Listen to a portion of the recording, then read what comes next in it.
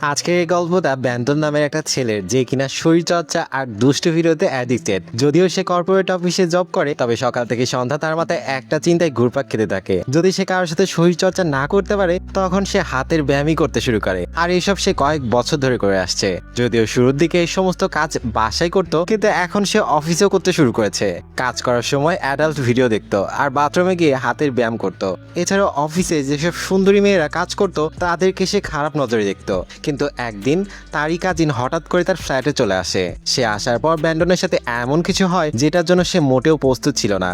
আর এটা কথা, গল্পটা একদমই ফেলে দেওয়ার মতো নয়, তবে 18 বছরের নিচে হলে দেখার দরকার নেই। তবে চলো লাইক দিয়ে ভিডিও শুরু করি।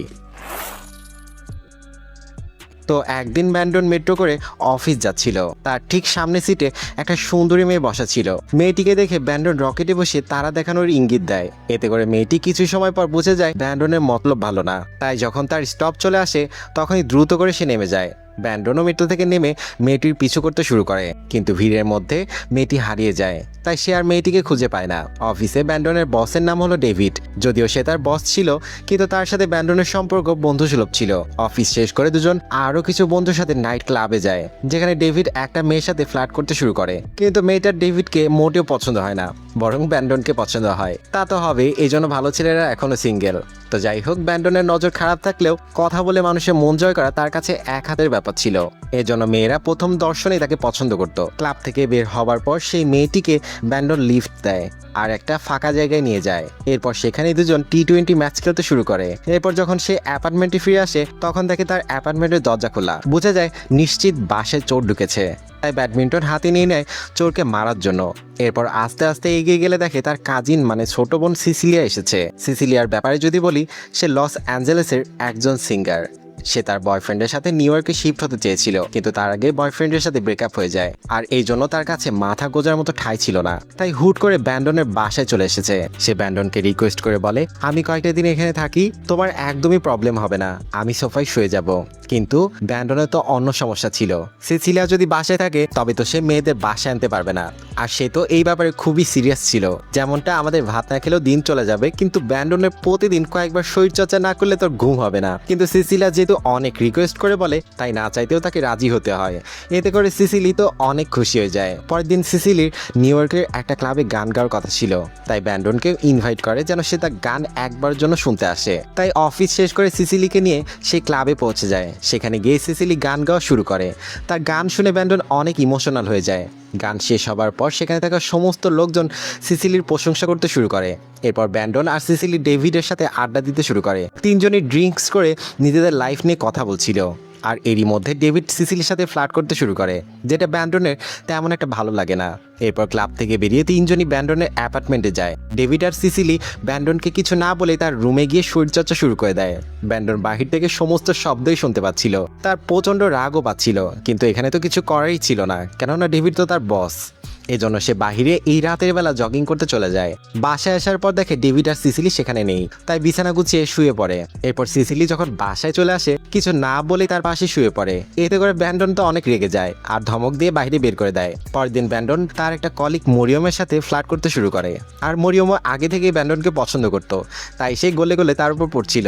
ব্যান্ডন তাকে একসাথে ডিনার করার জন্য বলে। এতে করে তো সে রাজিও হয়ে যায়। অফিস শেষ করে দুজন একটা দামি রেস্টুরেন্টে ডিনার করতে যায়। দুজনে নিজের লাইফ নিয়ে কথা বলছিল।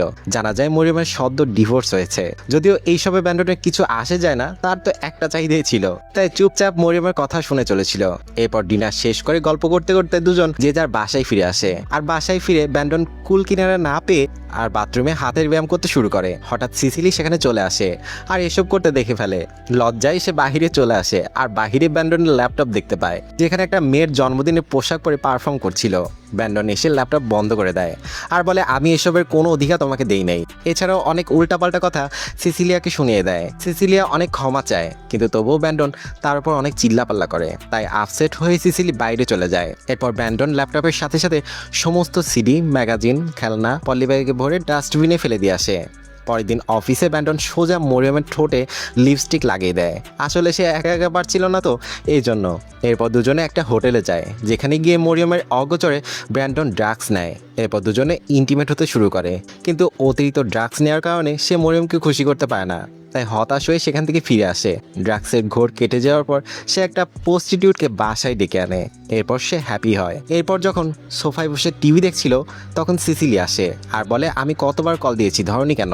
ব্যান্ডন বলে, তুমি ডেভিডের থেকে দূরে থাকো, কেননা সে আমার বন্ধুর পাশাপাশি অফিসের বসও, আর তার পরিবারও আছে। সিসিলি আবারও তার ভুলের জন্য ক্ষমা চায়।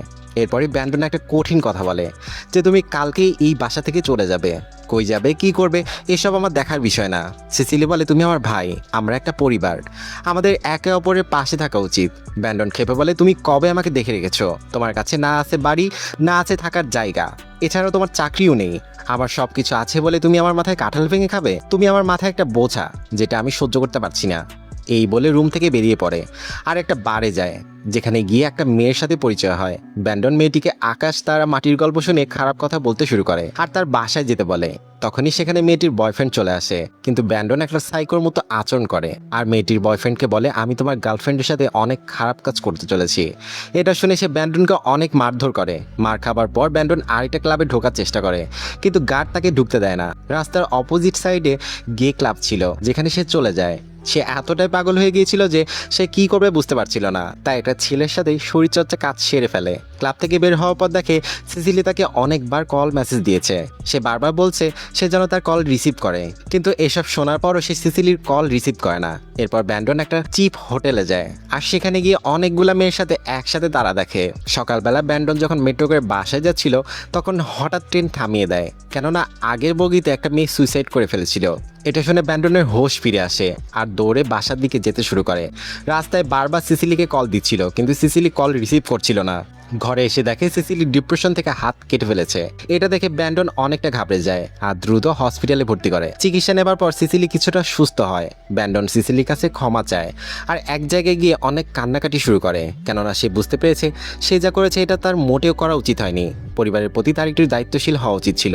তার একটা ভুলের কারণে আজ সিসিলি মরতে মরতে বেঁচে গিয়েছে, তাই আজ থেকে নিজেকে বদলে নেওয়ার প্রতিশ্রুতি করে। পরের দিন ব্যান্ডন অফিস যাবার সময় সেই মেট্রোর মেয়েকে আবার দেখতে পায়, যার সে একবার পিছু নিয়েছিল, কিন্তু এবার মেয়েটি ব্যান্ডনের সাথে ফ্লার্ট করতে শুরু করে। আর এদিকে ব্যান্ডন তো একেবারেই বদলে গিয়েছে। সে লক্ষ্য করলে দেখে মেয়েটির হাতে এঙ্গেজমেন্টের রিং আছে, তারপর মেয়েটি তার সাথে এমন করছে। আর এখানেই মুভির গল্প শেষ হয়। মুভি থেকে আমরা একটা জিনিস শিখতে পারলাম, সেটা হলো কোনো কিছুই বেশি ভালো না, আমাদের যতটুকু হলেই চলে ততটুকু নিয়ে হ্যাপি থাকা উচিত। আর একটা কথা, শরীরচর্চা যেটা এই গল্পের মূল থিম, সেটা প্রত্যেকটা মানুষেরই নিড আছে, তবে সেটা লিমিটেড থাকা প্রয়োজন। আর সেটা না হলে যে হাতের ব্যায়াম করতে হবে, এটা ঘোর অন্যায়। তো যাই হোক, কেমন লাগলো আজকে এই গল্প? ভিডিওতে তোমরা লাইক দিচ্ছ না, অনুগ্রহ করে ভিডিওতে লাইক দিয়ে দাও। দেখা হচ্ছে পরবর্তী ভিডিওতে। আল্লাহ হাফেজ।